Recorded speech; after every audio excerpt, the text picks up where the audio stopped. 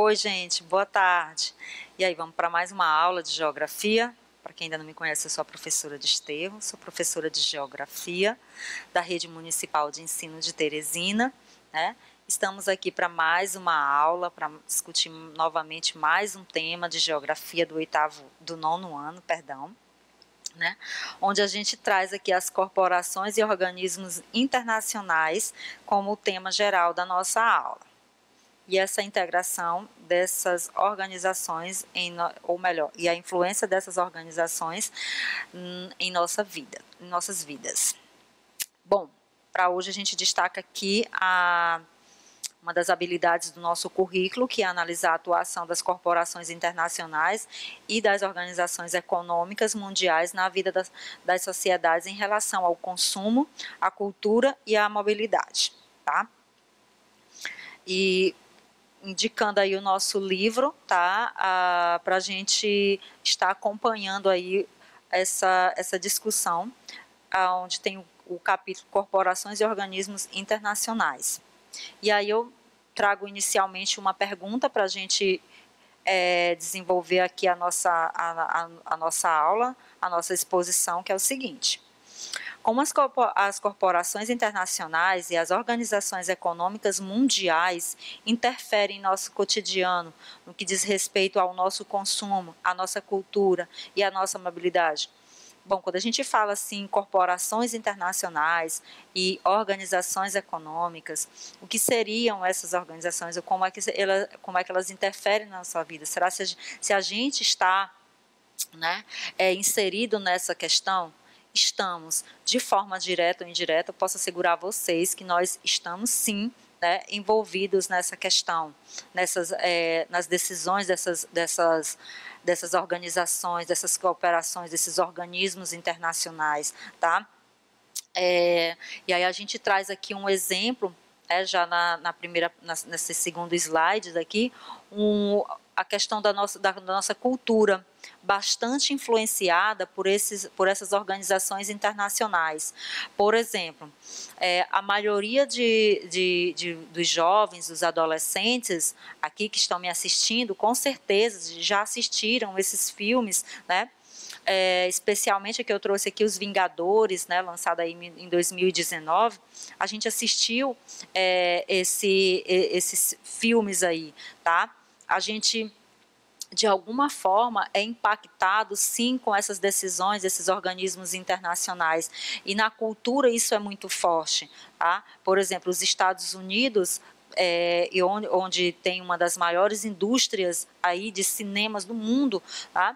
Eles influenciam muito a nossa cultura, os nossos hábitos alimentares, a nossa, vamos se dizer assim, a nossa organização social, até mesmo a nossa forma de comer, eles acabam que influenciando muito, e através desses filmes, não só dos filmes, né, mas os filmes fazem muito esse trabalho, né, de expandir a cultura norte-americana. Tá? Quando a gente vai para, por exemplo, nós vamos aí para um shopping, geralmente nós ou assistir um filme ou fazer qualquer outra coisa, geralmente a gente para depois para fazer aquele lanche, e muitas vezes esses lanches são feitos nessas organizações também internacionais, né? Com aquele modelo de comida fast food, onde se prepara muito rápido ali, que você rapidamente consegue consumir ali, consegue se alimentar, tá? Então, sim, nós somos sim impactados a todo momento por essas organizações, de forma direta ou indireta, nós acabamos sendo impactados. Na questão de indireta, a gente destaca a questão de essas indústrias, essas organizações que muitas vezes são indústrias ou que são bancos financeiras, enfim, né? Elas acabam que muitas vezes implantando uma filial no nosso país, por exemplo, no Brasil, que muitas vezes provocam danos ambientais ou que muitas vezes vão proporcionar a abertura de novos postos de trabalho. Muitas vezes os nossos familiares serão contratados nessas organizações internacionais, né, muitas delas chamadas transnacionais, né, ou multinacionais, grupos aí espalhados pelo mundo todo. onde elas vão estar trazendo esse impacto, né, indiretamente, trazendo aí um novo posto de trabalho que muitas vezes vai empregar uma pessoa da nossa família ou próximo da gente. Então, sim, impacta sim de modo geral, tá? E elas hoje, gente, elas fazem parte das principais decisões econômicas, políticas, né, do mundo, né? Então, elas são fundamentais que nós tenhamos um entendimento maior dessas ações, que a gente tenha consciência da existência desses organismos internacionais, dessas organizações, dessas corporações internacionais, e que elas sim influenciam na nossa vida, e para isso a gente estuda geografia, né? Então, eu destaquei aqui o contexto da globalização, né, que de modo geral, essa integração, né, política, econômica, cultural entre os povos, né, facilitada pelo processo aí, ou pelo desenvolvimento da tecnologia, né, principalmente aí destacando a questão da internet, né, que faz essa integração, né, de comunicação, mas também de negócios, né, de mercado, enfim, de culturas, né, que aproximam pessoas. Não podemos esquecer que também elas excluem pessoas, né, desse processo todo, né? Então, a gente destacou aqui algumas questões para a gente mostrar como elas estão, assim, bem influenciadas na nossa vida, além do que eu já falei aqui, né, nos nossos hábitos. Tá, gente. E quando a gente fala questão cultural, essas organizações internacionais, essas corporações internacionais, elas acabam criando uma grande, ou ampliando aí a cultura dos países, das grandes potências, onde as matrizes dessas organizações, desses organismos são suas matrizes aí nas suas sedes, né, nos países sede, e acaba que nós, né, adotamos a cultura ou hábitos culturais desses países aí, né, que são tidos como grandes potências econômicas, né, no modo de vestir. Quem não tem uma calça jeans em casa, tá? Quem não usa, quem nunca ouviu falar em marcas famosas como Nike, Adidas, né? Quem não quer, pelo menos quem não quer usar, quem não quer comprar, né? Nas formas de nos alimentarmos, como eu já destaquei, né, essas comidas fast food aí, que são implantadas, que foram trazidas aí, né, e foram adotadas devido à nossa correria do dia a dia, a gente acaba que adotando esses hábitos culturais aí, né, dessas comidas rápidas, né, e aí a gente destaca, por exemplo, aí aquela rede de lanchonetes, né, dos Estados Unidos, McDonald's, que é muito famosa aqui em Teresina e em outras capitais do Brasil. Filmes, a maioria dos nossos filmes que nós assistimos, nós brasileiros, se a gente fosse fazer uma pesquisa, né, nós brasileiros, a gente assiste muito mais filme da indústria norte-americana, do que os filmes brasileiros mesmo, ou asiáticos, né? Então, é muito forte essa questão. Os aplicativos, né, os jogos, né, que muitos adolescentes, principalmente adolescentes jovens aí estão inseridos, muitos deles, né, são aí desses países, dessas organizações internacionais, né? Então, já coloquei a forma de nos relacionarmos com as pessoas, né, viver nessa sociedade hoje. Nós estamos cada vez mais adotando hábitos semelhantes, né, desses países onde essas grandes corporações, onde esses organismos aí se fazem presente ou foram de origem aí. E aí eu destaquei aqui para a gente a questão da globalização e da mundialização, né, que está muito essa questão da mundialização muito voltada aí à internacionalização do capital, né? Hoje nós temos como é que a gente pode colocar assim, a presença dessas empresas, dessas transnacionais colocadas assim, né, que acabam aí internacionalizando o capital, os investimentos, os lucros, e isso também acontece aqui na nossa capital, né? Teresina não está excluídas disso. Eu trouxe para um exemplo disso, eu trouxe aqui essa rede de lanchonete que a gente falou, né, de fast food aí, o McDonald's, que é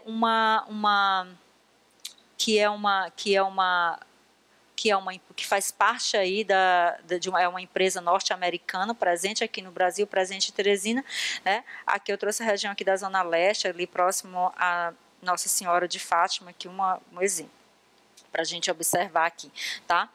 Ela gera muito emprego, tá? Ela gera toda uma transformação de hábitos culturais, sociais, gera emprego, gera renda, mas a maior parte dessa renda não fica, né, no país dessas filiais, e esse é um dos grandes gargalos, esse é um grande desafio, talvez um prejuízo, de certa forma, para nós aqui, né, que recebemos essas indústrias em nossas cidades, em nosso país.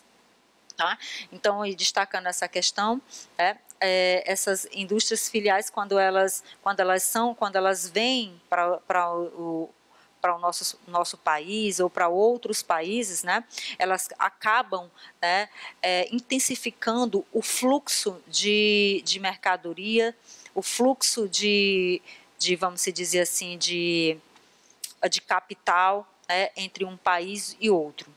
Sendo que esse fluxo ele é desigual, ele geralmente ele vai mais para o país, né, sede ali da indústria ou da transnacional, tá?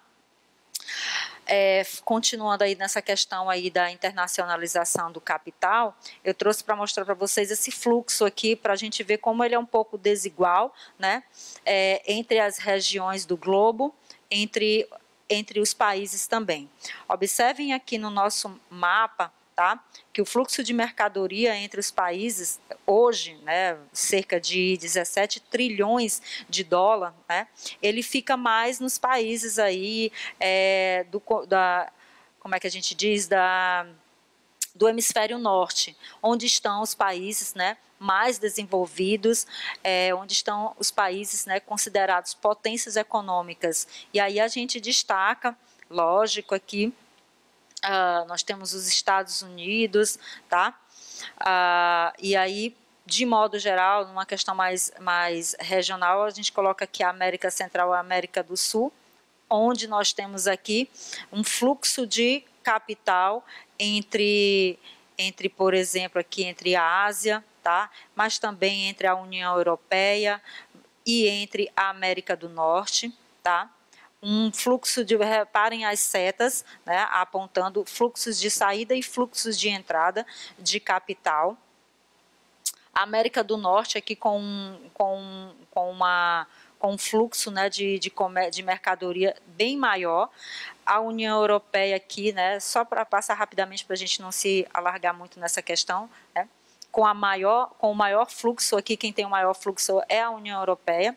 Também nós temos aqui um fluxo muito grande no continente asiático, né, os três maiores aqui, União Europeia, Ásia e América do Norte, especialmente Estados Unidos, né, Estados Unidos, Canadá e México, mas com destaque para os Estados Unidos. Então, vejam, os fluxos aqui são maiores entre Ásia, América do Norte e União Europeia, né, a América do Sul, onde fica o Brasil, os fluxos de entrada e de saída são menores. Quanto mais, vamos dizer assim, quanto mais larga a seta, maior é o fluxo de mercadoria e as trocas comerciais são maiores, respectivamente, tá? A Ásia aqui com a União Europeia vamos dizer assim, bem equiparada, né? As duas aqui, com um fluxo maior da Ásia para a União Europeia. Bom? As importações, elas são na casa de trilhões aqui, tá? Lembrando, gente, que na década de 50, essas importações, esse fluxo de mercadoria, né, em questão de valores, estavam na casa de bilhões. E, né, muito rápido chegaram aí à casa dos trilhões. No livro de vocês têm lá esse comparativo, tá? Vamos lembrar, quem são essas grandes corporações? Eu já falei, né? Deu aqui uma questão que são as grandes indústrias, né? Ou um grupo de indústrias formando as multinacionais, tá? Essas corporações, ou então aí alguns blocos também, chamar blocos econômicos, tá? Que a gente vai ver já já. Qual é a vantagem, qual é a desvantagem de a gente estar inserido nessa lógica de mercado internacional, nessa internacionalização, né, nessa mundialização, como a gente viu lá, que é a questão da internacionalização do capital, do trabalho, do serviço, enfim. Bom, entre as vantagens de se estar inserido nessa lógica aí, desse mundo multipolar, né, nessa economia internacional, são o custo de fabricação, isso para, desculpa, falando vantagens para as transnacionais, né, se instalarem aí em outros países, ou seja, abrir filiais. Qual é a vantagem de uma transnacional nesse sentido? São os custos da fabricação das mercadorias são reduzidos, geralmente essas transnacionais, elas buscam, né, novos mercados, elas buscam matéria-prima para a sua produção, e esses novos mercados, geralmente, eles oferecem baixo custo de produção. Por quê? Porque ela vai oferecer a matéria-prima abundante, ele vai gastar menos com fluxo de transporte dessa matéria-prima, se ela se instala próximo ali a essa matéria, né? Mão de obra barata, como é que a gente coloca assim? Mão de obra barata, muitas vezes, né, com certa abundante e com certa qualificação, que vai possibilitar o desenvolvimento da atividade aí proposta pela transnacional. Os sistemas fiscais, as questões da legislação abrandada dos países que querem atrair essas transnacionais, né, essas grandes corporações, né, elas acabam afrouxando muito as leis ambientais, trabalhistas, né, e aí a empresa acaba sendo atraída por essas questões. E outras questões fiscais também, né, como é que a gente coloca assim, taxas reduzidas de produção, tá?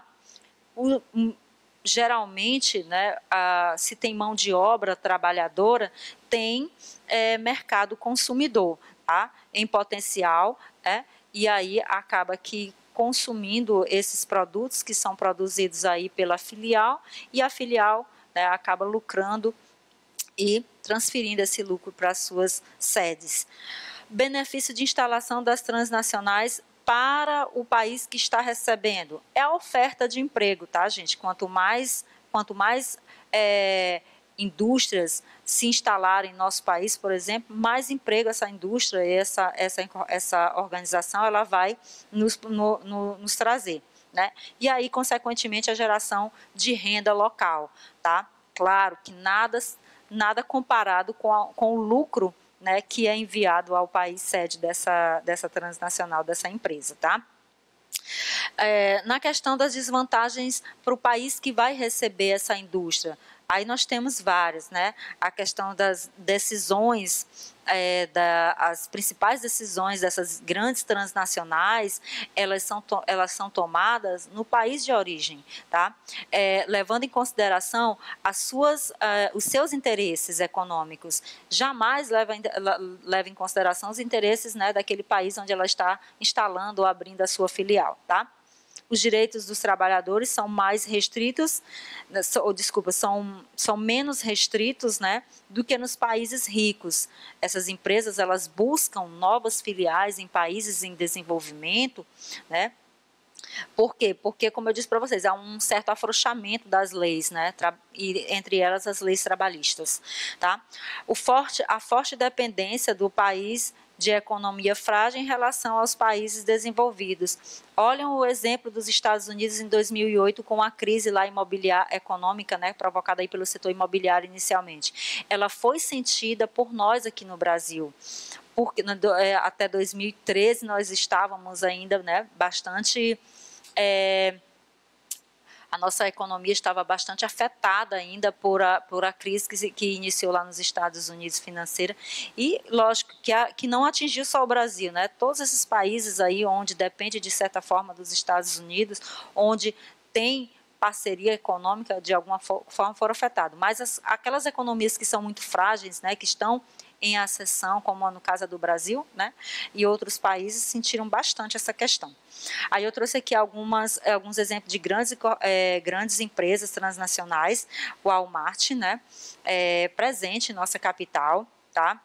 Outra aqui que vocês, a Royal, que eu acho que dos postos Shell, por exemplo, que a gente conhece, a Toyota, né, também presente, muito presente aqui no nosso país, em Teresina, é muito fácil a gente encontrar carros, né, automóveis dessa empresa, dessa multinacional, ou melhor, dessa transnacional, a Volkswagen, né, e enfim, nós temos várias empresas aí que estão presentes no mercado brasileiro, que há muito tempo, diga-se de passagem, mas que não são do Brasil, pertencem a outros países, gera emprego, gera renda, mas a maior parte desses lucros, dessa renda, é transferida para o seu país de origem, né?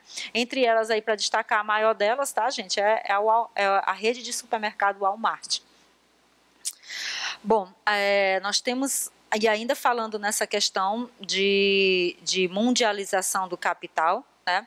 Nós temos uma questão também bastante significativa que a gente destaca, o aumento do desemprego, tá?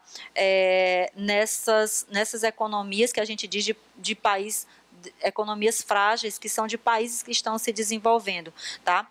O trabalho para essas empresas, quando elas chegam, elas exigem algumas questões, né? Dentre elas, a questão do trabalho. Precisa ser cada vez, o trabalhador, ele precisa ser cada vez mais criativo, cada vez mais qualificado, e muitas vezes nós não temos essa condição, né? Na nossa educação, ela não nos oferece isso, tá? A capacidade de se adaptar, de se renovar, né? De estar aí utilizando as novas tecnologias. A jornada de trabalho e os salários estão mais flexíveis, cada vez mais a gente tem um trabalho, ou melhor, um sistema que valoriza mais a expansão da carga horária e menos e pensando menos na qualidade do trabalhador e pensando mais na qualidade do produto, né? Enfim, nós temos aí o pagamento muitas vezes não baseado mais em um salário mensal, uma renda mensal, mas sim por produtividade, que leva o trabalhador a estar cada vez mais buscando aí passar mais tempo, né, trabalhando. E aí vai acarretar várias questões, principalmente de saúde aí a esse trabalhador. Substituição de trabalhadores por máquinas e robôs. Hoje a gente tem muito isso presente nas grandes corporações, né? Nas grandes organizações, nas empresas, nessas empresas transnacionais. A gente tem uma grande quantidade de robôs hoje fazendo esse trabalho, né, que muitas vezes era desenvolvido por várias pessoas, né, a substituição. E isso a gente vê, né, que provoca aí o desemprego, o desemprego, tá? Porque muitas vezes essas pessoas não têm condição de, ou não conseguem, né, se qualificar para ocupar um novo cargo, e aí gera aquele emprego estrutural que a gente fala, né? Demanda por trabalhos qualificados, desemprego entre os jovens. Hoje é bem mais intenso o desemprego entre os jovens do que entre os adultos. Por quê? Porque eles são mais vulneráveis, eles aceitam mais por talvez, não sei, não vou entrar muito nesse mérito aqui, né? Mas por talvez não terem a responsabilidade de sustentar, de contribuir ali muito com o sustento da casa, eles acabam aceitando esse subemprego, né? Que leva muitas vezes à questão da pobreza, né? Que não tem uma garantia, tá bom? Mas o que são essas organizações econômicas? Qual a diferença das organizações econômicas aqui, que também são chamados blocos regionais, para as grandes corporações, as grandes multinacionais ou as transnacionais, que são aquelas empresas lá? Bom, os blocos regionais, no caso, essas organizações econômicas, que também vão interferir muito na nossa forma de viver, na nossa qualidade de vida, porque são decisões econômicas que acabam, né, que vão acarretar o desenvolvimento, a abertura de novos postos de trabalho, ou não, ou fechamento, né? Enfim, são países que se unem para estabelecer relações de comércio privilegiadas entre si. As iniciativas de integração econômica e monetária visam facilitar e ampliar o comércio entre os membros e reduzir os custos de produção e de transporte, gerando maiores lucros. Também assegura a redução ou a eliminação total da alíquotas, né, de importações, ou seja, das taxas de importação. Quando você vende para um outro país, você paga um valor, né, por aquela venda. Quando você compra do país, você também paga, né, o que a gente chama de taxas aí de alfandegárias ou de importação, né? Então, essas taxas geralmente elas são reduzidas ou elas são eliminadas com a formação desses blocos econômicos. Isso é bom, professora? Muito. Muito por quê? Porque vai dinamizar a troca comercial entre países. E quando esses países eles têm, têm questões em comum em relação à sua forma de produção, né, à sua tecnologia, isso é muito mais viável, né, para os dois países. Essa troca é muito mais viável, ela é muito mais, vamos dizer assim, equitativa, tá? Bom, na questão aí desses blocos econômicos formados por esses países, a gente destaca aqui alguns dos principais, tá? Vou mostrando para vocês aqui, vocês vão olhando no mapa, falando na cozinha, vocês vão olhando no mapa, tá? Em azul aqui nós temos o Mercado Comum do Sul, que é o Mercosul, onde o Brasil é o principal representante, né? Depois nós temos aqui, em verde, a Comunidade para o Desenvolvimento da África Austral, que, na verdade, esse mapa, gente, está no livro de vocês, eu observei esse erro, tá? Que não tá conforme a legenda, tá? É em rosa, tá? Mas esse aqui, ó, o SAD fica aqui nessa região aqui da África Austral, que no mapa está em rosa, tá bom? Tem esse erro aí no mapa, tá bom? No livro de vocês do mapa. A SEI, que é a Comunidade dos Estados Independentes, aqui em listazinho de vermelho e amarelo, tá? O NAFTA, que no caso aí, no mapa de vocês, é esse aqui que está em verde com listas vermelhas aqui, tá, gente? Esse lado aqui da América do Norte, mas que no mapa, na legenda, tá de rosa. É o outro erro que tem aí, tá? Acho que fizeram uma troca, tá? Então, aí é o Acordo de Livre Comércio da América do Norte. Eu trouxe esse mapa justamente para falar para vocês esse erro, tá bom? Nós temos a União Europeia aqui em roxo, tá? O bloco mais bem sucedido, tá? Que nós temos hoje, mundialmente falando. Nós temos aqui a APEC, que é essa listrada em toda essa área listrada aqui, tá? Na Rússia, tá? No continente, aqui em parte da Ásia, na Oceania, nos Estados Unidos, na América do Norte, tá? América Central, um pouquinho aqui, América do Sul, né? Fazem parte aí da cooperação econômica da Ásia e do Pacífico, que é o APEC. Esses acordos, esses blocos econômicos, eles facilitam e eles, vamos dizer assim, melhoram as trocas comerciais entre esses países membros. E na questão das cidades globais que nós temos aí, as cidades elas são sede dessas decisões. Por exemplo, nós temos São Paulo, que é o centro financeiro do Brasil, né, que toma as principais decisões aí, onde acontecem as reuniões, as cúpulas, né, entre esses blocos.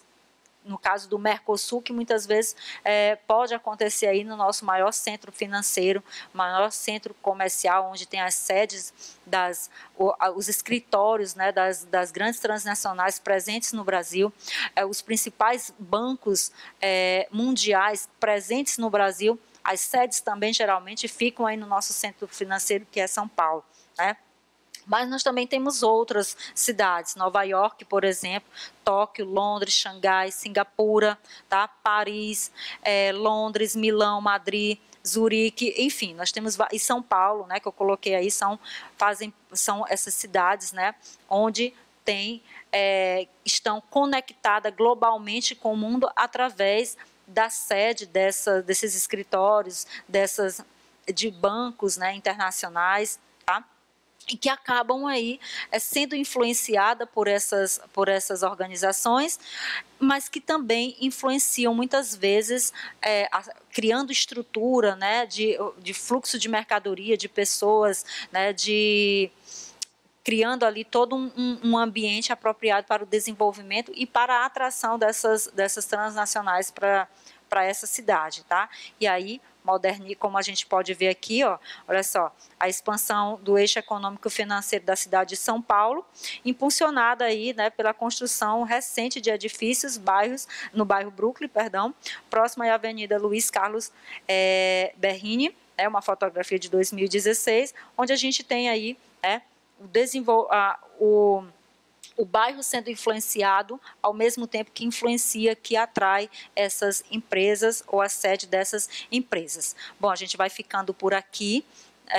Eu espero que vocês tenham compreendido a questão das transnacionais e também dos organismos internacionais, que são os blocos econômicos, né, criados aí para melhorar o fluxo de capital, de comércio de pessoas entre os países. Até a nossa próxima aula, gente.